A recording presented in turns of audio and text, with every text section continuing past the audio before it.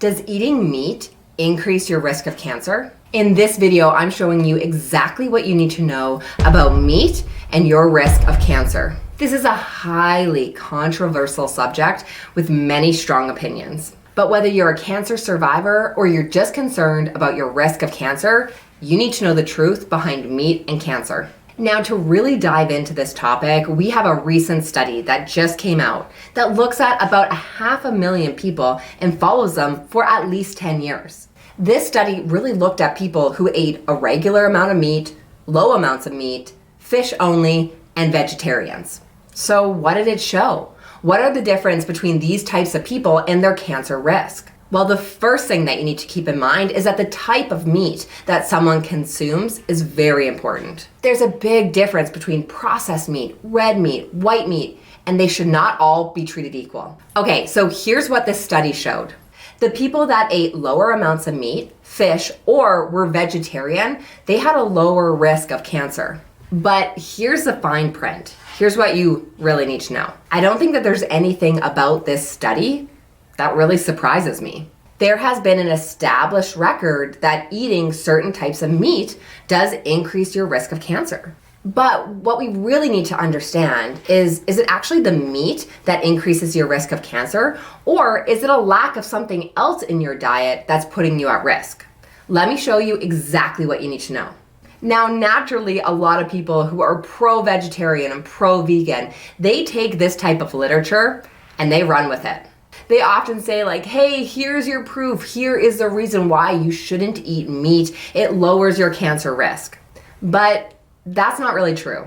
And in this study, the people that did not eat meat, their risk was lower, but by a very small amount. When you compare regular meat eaters to low meat eaters, your risk drops by about 2%.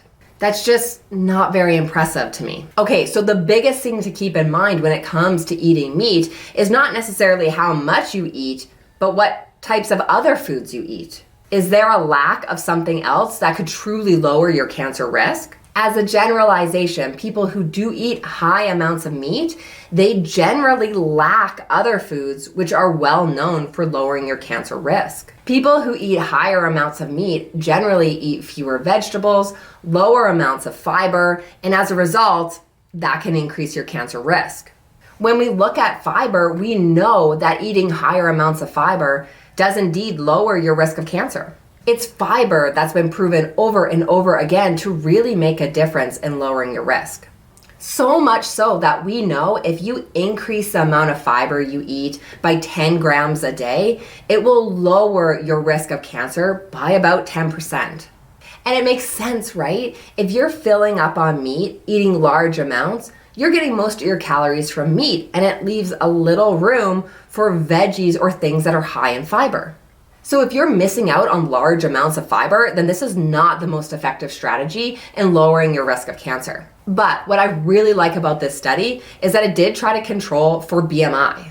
Now, we know BMI is flawed, but hey, it's the main way that studies assess body weight, so we have to take it for what it's worth. Now, when researchers in this study controlled for BMI, that increased risk of cancer associated with eating more meat, well, that risk nearly went away. And that makes sense, right? We clearly know that there is a risk between being overweight or obese and cancer. And this has a much larger impact on your risk of cancer than eating meat. So you can see here, if you really wanted to lower your risk of cancer, then your effort and time would be better spent increasing your fiber, getting to a healthy body weight versus completely and totally eliminating meat from your diet. Okay, but what about different kinds of meat? Because like I said, not all meat can be considered equal, so let's look at the different types of meat: red meat, white meat, and processed meat. Now, there's a pretty clear link between processed meat and the risk of cancer. The scientific evidence looks at large epidemiological studies, which look at big groups of people and found that the more processed meat you eat, the higher your risk of cancer. It's been found to increase the risk of breast, colorectal, colon, and lung cancer. So this is where it becomes more important to focus on the type of meat you're eating versus eliminating meat altogether. There's a big difference between eating deli meat, sausage, bacon, and eating chicken breast, fish, or steak. But what exactly is considered a processed meat? Processed meat is a meat that has been altered due to curing, smoking, or any other process that will alter the flavor, the look, or the color of that meat. Processed meat can also have a prolonged shelf life. Basically, if a process has happened to a meat to alter how it tastes, how it looks, to prolong its shelf life, then that would be considered a processed meat. The majority of research looks at red processed meat, beef and pork. But less research looks at white meat, so fish or chicken. So at this moment, it's generally thought that white meat, fish and chicken, would be a healthier option in terms of processed meat. But we just don't know yet. So if you really wanted to be safe in lowering your risk of cancer, then you would want to avoid all processed meats. Okay, but what about nitrate-free meat? Can you still eat processed meat as long as it's nitrate-free? Nitrates are a natural chemical. It's used as a food additive, and it's known for stopping the growth of bacteria so it can prolong the shelf life of a meat. It also enhances the color and the flavor of the meat. Now, nitrates are often added to hot dogs or deli meat to really prolong the shelf life and to also make them look tasty. But it's not yet clear if this increased risk of cancer associated with processed meats is due to nitrates or if it's due to some other element of the process. We also know that foods that are labeled nitrate-free, they often still contain nitrates. For example, when a food is labeled nitrate-free, it often still includes celery powder or juice as a substitute. But this would mean it still contains nitrates. So basically, we don't quite understand why processed meats has this increased risk of cancer. It could be due to nitrates, but it could also be due to something else. We just don't know yet. But if you really love processed meats, then you might be wondering, well, how much is this going to increase your risk of cancer? Fortunately, there's a study to answer that exact question. Now, it obviously depends on how much processed meat you eat on a regular basis. It's estimated that if you were to eat 50 grams of processed meat a day, which is not a very big serving size, well, that would increase your risk of cancer by 18%. As a cancer survivor myself, this seems very high. I don't want something to increase my risk of cancer by nearly 20%. No way. I want to lower my risk of cancer, so that is why I limit the amount of processed meats I eat. But there's an important distinction to remember.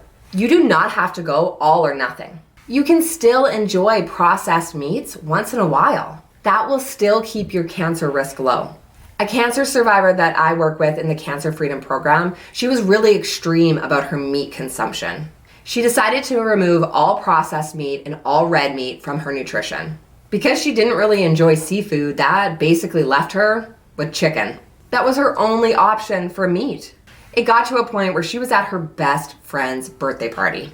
They were all enjoying drinks and appetizers, including a charcuterie board, and she wouldn't eat or drink anything. She wouldn't have an alcoholic drink because she knew that would increase her risk of cancer, and she wouldn't have any processed meats. So she just starved.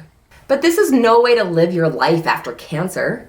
You can lower your risk of cancer or cancer recurrence, but still enjoy these special occasions. Having one drink or having one serving of processed meat is not going to significantly increase your risk of cancer. Instead, think about all the changes you've made since you've been diagnosed with cancer. You probably drink a lot less, you probably eat a lot less processed meats. This is making a huge difference in your cancer risk. By making all of these changes over weeks to months, now when there's a special occasion, you can really enjoy. Enjoy it and feel good about it. Now, there's a big difference between enjoying a serving of processed meat once every 3 months and eating 50 grams of processed meats every single day. A lot of people eat processed meat every single day for their lunch. That would be having a deli meat sandwich every single day. This approach is not good for your cancer risk. But if you want to occasionally enjoy a deli sandwich or have bacon at brunch, then go for it. You should feel good doing it. Just by cutting back, you know you've significantly lowered your risk of cancer. But if you didn't like processed meat in the first place, then just cut it out completely. That's even better. Okay, so what about red meat versus white meat? This is where things get a little less clear. So many cancer guidelines will suggest that to lower your risk of cancer, you need to limit your consumption of red meat. We see that recommendation from the American Cancer Society and the American Institute for Cancer Research. But the science behind this is not as strong. It's clear that we should not be eating processed meat. That's clear. If you wanted to focus in one area to cut back your risk of cancer, then it would be to limit processed meats. And on the other extreme, we can put white meat. Chicken, fish, turkey, they've never been linked to increasing your risk of cancer. This is completely safe to eat. But red meat is just a little less clear. The literature linking red meat to increasing your risk of cancer is just less compelling. It's definitely not as strong as a link between processed meat and cancer. So from a practical standpoint, you can still safely include small or occasional amounts of red meat in your nutrition. You could have red meat once or twice a week without significantly increasing your risk of cancer. I would still keep the majority of your nutrition having white meat or fish because that has clearly had no link to increasing your risk of cancer. And instead of focusing on completely eliminating red meat, I would instead invest your time in eating more fiber and getting to a healthy body weight. But if you're serious about lowering your risk of cancer, then you need to concentrate on what's actually going to make a difference. In this case, the big difference is not going to come from eliminating red meat. Okay, so now that you know how to navigate meat in lowering your risk of cancer, the next thing you need to know about is targeted exercise. You can lower your risk of a cancer recurrence by up to 59% through targeted exercise. That's exactly why I'm linking up this next video here. Click the link here. I'll see you in the next video.